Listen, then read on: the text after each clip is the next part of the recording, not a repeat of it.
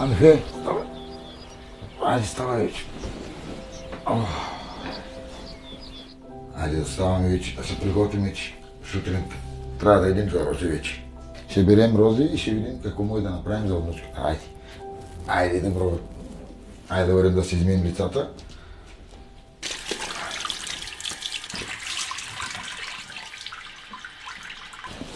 Готово.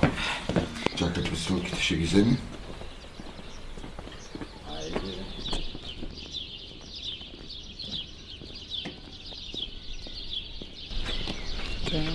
Дано да наберем повече, да видим как ще станат днеска, да видим редовете как ще са днеска, дали ще има роза, да видим какво може да направим. Днеска може да направим...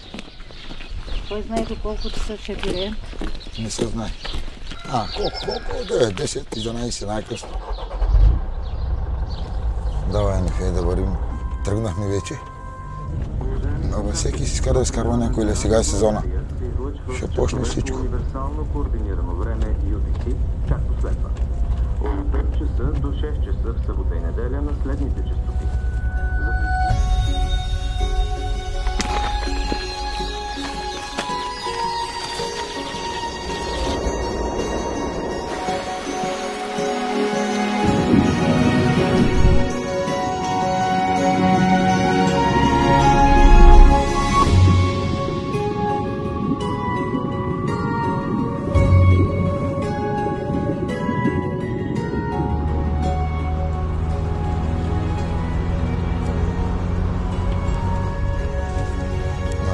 Днеска много хора. Сутринта рано. Те изкараха половината редове. Добро утро! Има! То днеска не знае дали ще имаме редове пак. Ще видим, ще слезем надолу. Ще слезем. Ама влез междуредие, тя да кара междуредие, да знам. Дръж се тук, Нефе. Аз е тук. Междуредие дръжвата, Войчо.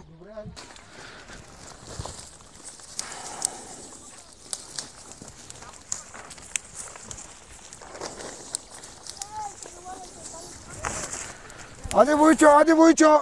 Аде! Те пак онези трябва да си берат розите, те няма да дойдат тут.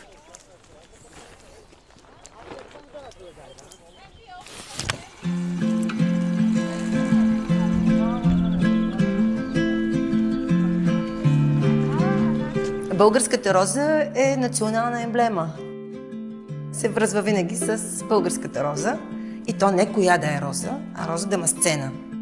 Розата е красиво цвете, отглеждано отдавна по нашите земи. Тя е един от символите на България. Нашия климат тук е региона, който е между Стара планина и Средна гора зад нас. Средна гора, това е Стара планина. И сме тук като в горно-тракийската низина, в Казанлъшката розова долина. Специфичният климат на нашата страна, особено в долината на розите, е характерна с меките си зими и с не много големите амплитуди на температурата през лятото.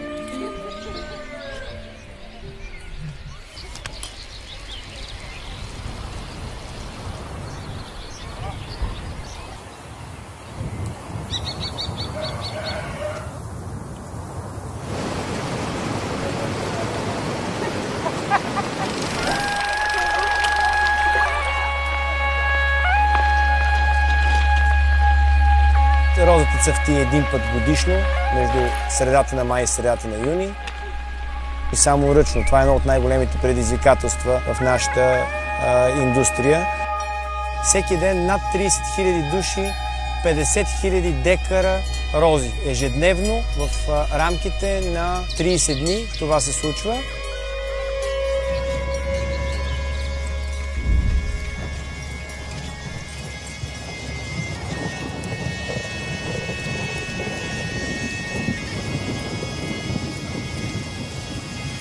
Цъкналата роза е много по-голяма от тази, която стои още на спяща пъпка.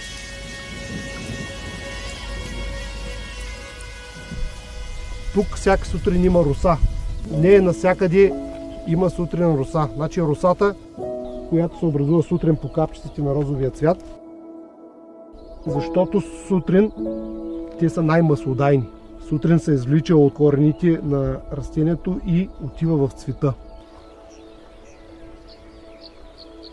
Не е равномерно изцъфтяването на розата. Първоначално цъфтят по първите цветове, които са така най-близо до земята, най-топло.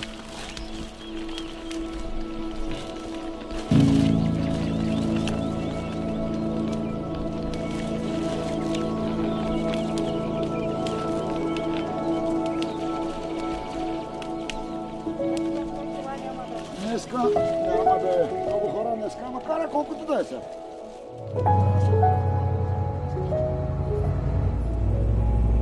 Полето, което отглеждаме рози, е около 550 декара към момента. Влизате ли тук? Ганчо? Какво стана? Докъде стигнахте? Да оберете хубаво малката роза, молята. Къде е Брано, бе? Гледай тук, Брано! Никой не е брал Коста, моля ти се, стига вече. Цери, довели се. Няма кой да бере, тук никой не е влизал, бе. Значи, от тука, Коста, по едно хващане прави. Ето идват един бус дойде се. Имам чувство, че говоря с не знам с кой. От кантара почвате нагоре всичко. Бялата роза последно. После дойдоха и ме караха всичките да я махнат. Аз съм ги записал в смисъл на лист. Да съм им стъркал номерата.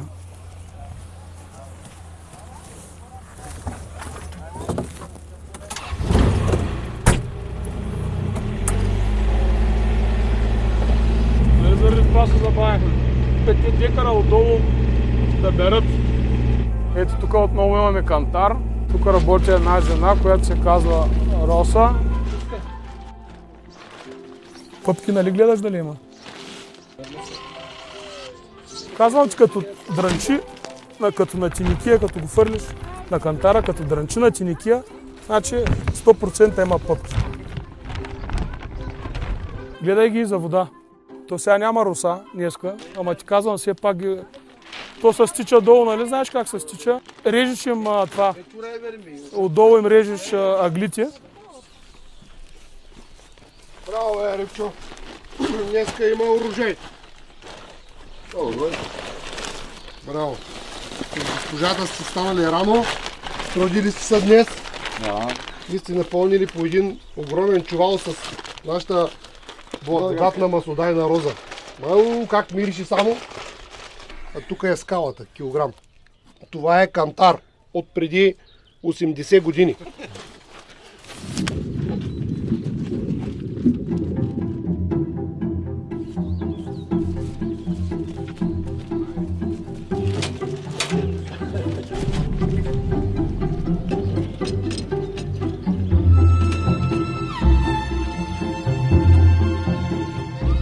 Набира се, в момента в който се набере, тя незабавно трябва да бъде закарана до розоварната и да бъде сварена още същия ден, за да може да се извлече максимално количество. Оттам нататък се получава крайния продукт розово масло, розова вода, който се съхранява при определени условия.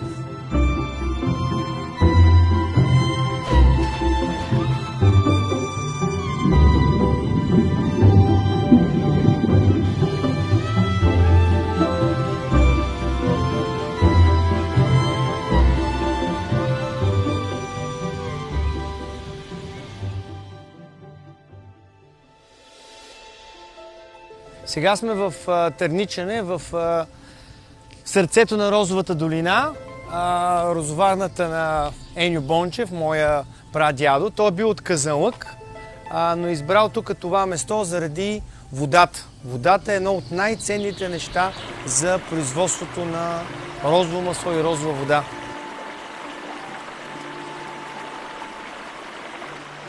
Естественото ниво на водата. Тук в Търничене сме благословени от това, че имаме страхотна вода с изобилие, с много добри качества и това ни помага да правим най-доброто розово масло и розова вода в света.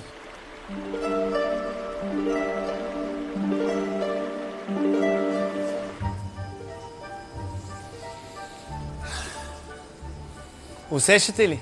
Това е миризмата на българското злато, българската маслодайна роза. Ето това са казаните, охладителите, които стоят още от времето на прадядо ми. Ето тук може да видите как розоварната е изглеждала от тук снимана едно време. Прадядо ми е построил тази розоварна 1909 година. Вижда се, че той имал представителство в цял свят. Лондон, Париж, Марсилия, Кан, Грас, Берлин, Константинопол, Санкт-Петербург, Варшава, Стокхолм, която 1927 година. Преди повече от 100 години ние сме усъвременили много неща в производството. Прадядо ми е загрявал тези казани с дърва, докато ние използваме горелки на газ.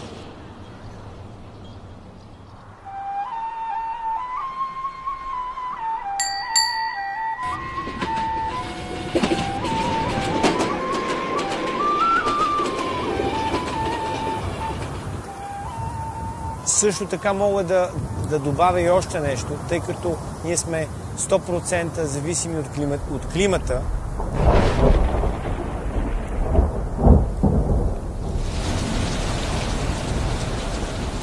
Нито една година за последните 30 години не се повтаря с предишната. Тоест, тази година кампанията започна 3 седмици по-късно. Проблема идва обикновено от самата розова кампания, дали климатичните условия дават възможност бързо. Има едно затрупване на дистилериите с цвят. Реално им е трудно да го преработят за времето, което се изисква по технология. При розите имаме заплащане на розов цвят. Килограм розов цвят съответно има цена. И ако не се преработи този розов цвят, дистилерията го е купила и то ще го изхвърли, защото се е развалил. Затова технолога има за задача да прецени кой от параметрите на дестилация да промени, така че да може да се преработи всичкия розов цвят и да нямаме изхвърляне. Обикновенно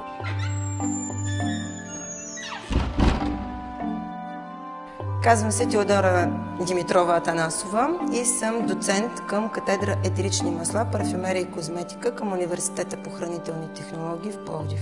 То пресмятам около 20 години. Точно да се занимаваме с полета, бране или нещо такова нямаме, но иначе с студенти качеството на крайния продукт. Ако има някакво отношение, то е свързано с количеството. Те могат да се, маслото може да се използва в парфюмерия, то висша парфюмерия, говорим тук, не просто парфюмерия, висша парфюмерия. Сега, напоследък арома и фитопрепаратите, ароматерапията много навлезе в нашето общество. Значи вече имаме вътрешно и външно полза за човешкото тяло. Все повече продуктите от етерични масла и най-вече розата започват да се използват и вътрешно.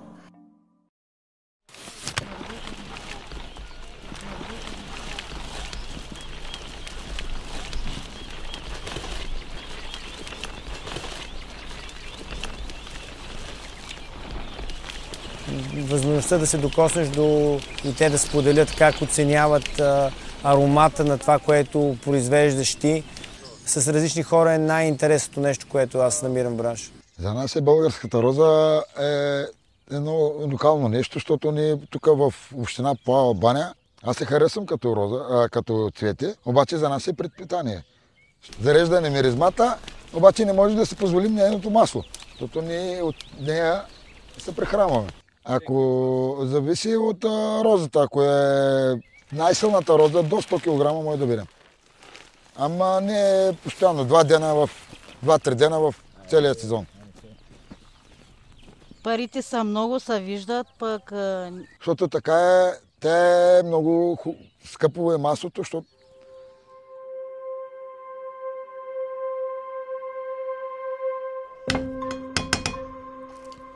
Идвайте да обядваме. Сядай тук, сядай. Опа! Хайде! Заповядай ти сега. Заповядай, дядо. Ще едеш ли? Да. Кой искаш, сладко или? Не щеш. Много хубаво, дядо. И така стои хляба. Полека бабо, да не се задавиш. Отне, няма ли да я дойдеш да ядеш? Не, аз обядвах на розите. Добре, долу-горе, добре. 60 кг набрахме.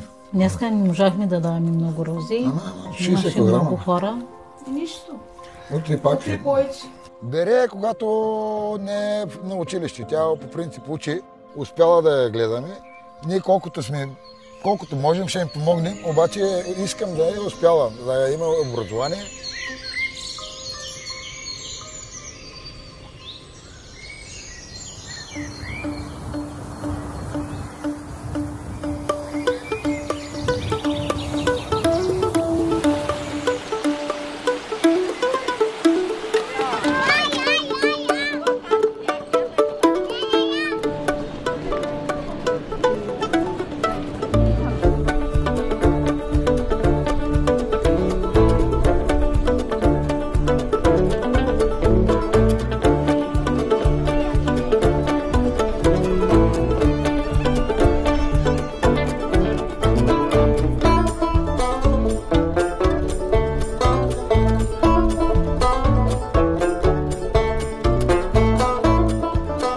Любов, уважение, смисъл. Много обичам някой да ми подари букет от рози.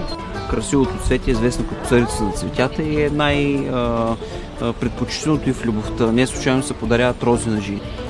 Ние ще се нараним и от розовата вода ни маже с нея и раната зараства по-бързо. Първо са съдили розата, след това са правили леглото.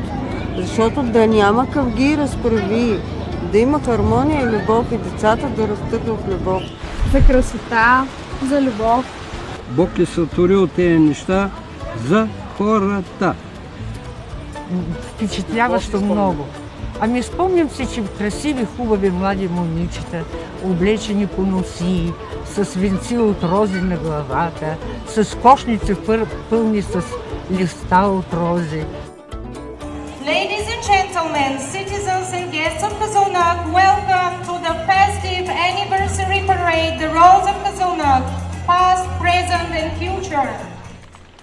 Скъпи казанлъчани, радостта от живота е толкова голяма, че на всички ни днес се иска да разперем ръце и да се въртим, докато ни се завие свят. Това е казанлъшката общност. Тя е едно цяло, тя е талантлива, красива, тя е уникална и представя най-хубавото нещо в нашата държава. Има дни в годината, в които географският център на България обединил хора от цял свят, дошли тук, за да се насладят заедно на красотата. Разказът за България не би бил пълен без уханието на тази прекрасна българска роза, без историите за старите розоварни, в които ни посветиха днес. Именно тези традиции можем и ще вървим напред, защото за нас, българите, маслодайната роза не е просто някакъв цен и не е просто път към просперитет. За нас розата вече е символ и идентичност, неразделна част от душата на българите.